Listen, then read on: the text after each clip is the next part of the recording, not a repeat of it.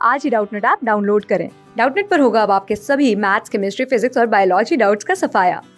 बस अपने क्वेश्चन की फोटो खींचो, उसे क्रॉप करो और तुरंत वीडियो सोल्यूशन पाओ। Download now.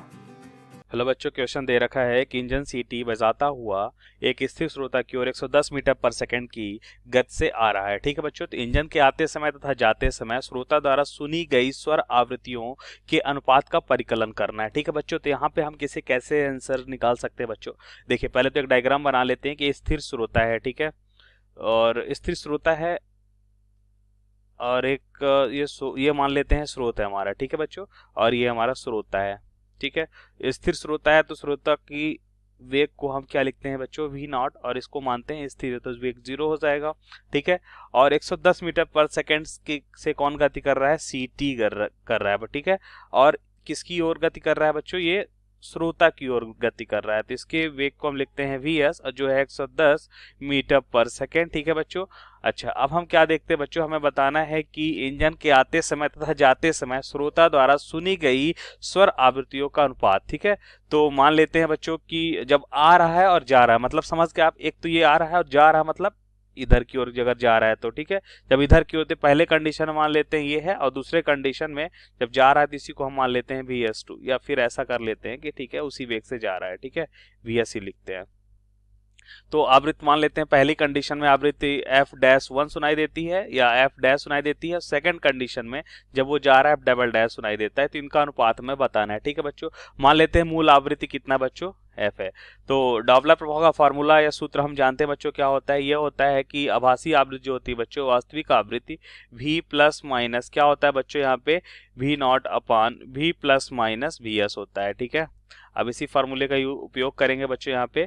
तो यहाँ पे हम देखते हैं बच्चों कि v डैश जो निकालेंगे, ये फर्स्ट केस कौन सा हो जाएगा बच्चों, ये हम मान सकते हैं कि आते समय। ठीक है, फिर सेकंड कंडीशन निकाल लेंगे बच्चों जाते समय। तो आते समय हमने देखा बच्चों, आते समय हमने क्या देखा बच्चों, यहाँ पे मूल आवृत्ति f, और यहाँ पे लिखते हैं बच्चों, ये मानते हैं भी क्या है बच्चों, यहाँ पे भी है हमारा ध्वनि का वेग वायु में। ठीक है, इसको हम भी मानते हैं अभी, और ये तो 0 बच्चों, इस पे लिखेंगे यहाँ पे हो जाएगा भी प्लस माइनस क्या हो जाएगा बच्चों, यहाँ पे ये हो जाएगा हमारा 110। अब यहाँ पे बच्चों थोड़ा सा ध्यान दें हम कि हम क्या करने वाले हैं बच्चों, प्लस होगा कि माइनस होगा, ये हमें समझना है। तो ऐसा कर लेते हैं बच्चों कि जब ये स्रोत जो है श्रोता की ओर आ रहा है, तो क्या श्रोता को ज्यादा ध्वनि सुनाई देगा, बिल्कुल बच्चों, अगर ज्यादा ध्वनि सुनाई देगा इसका मतलब अगर ये वाला टर्म क्या हो बच्चों, छोटा हो, तो ये वैल्यू ज्यादा हो जाएगी, क्योंकि यहाँ पे हम देख रहे हैं कि नीचे वाला जो है ना, ये एफ डैश के कैसा है, वृत्तक्रमानुपाती है।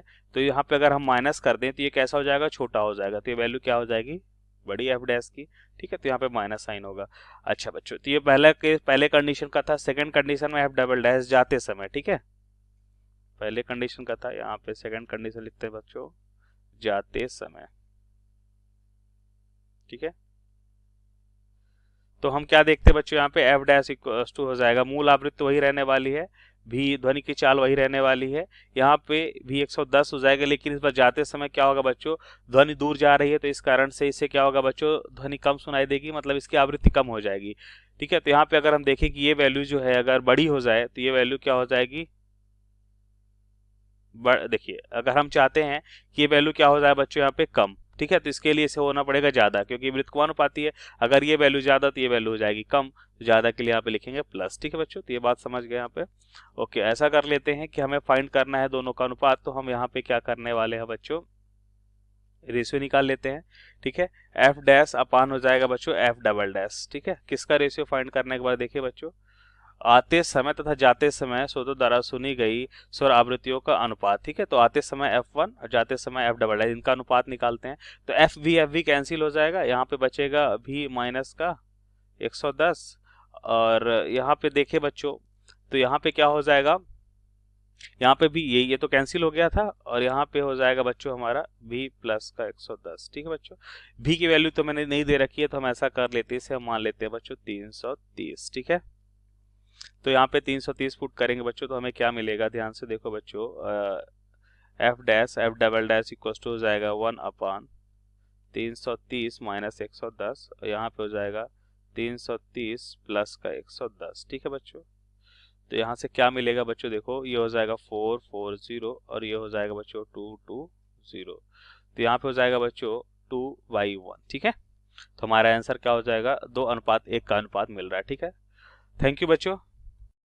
क्लास 6 से 12 से लेके नीट, IIT, JEE मेंस और एडवांस के लेवल तक 10 मिलियन से ज्यादा स्टूडेंट्स का भरोसा।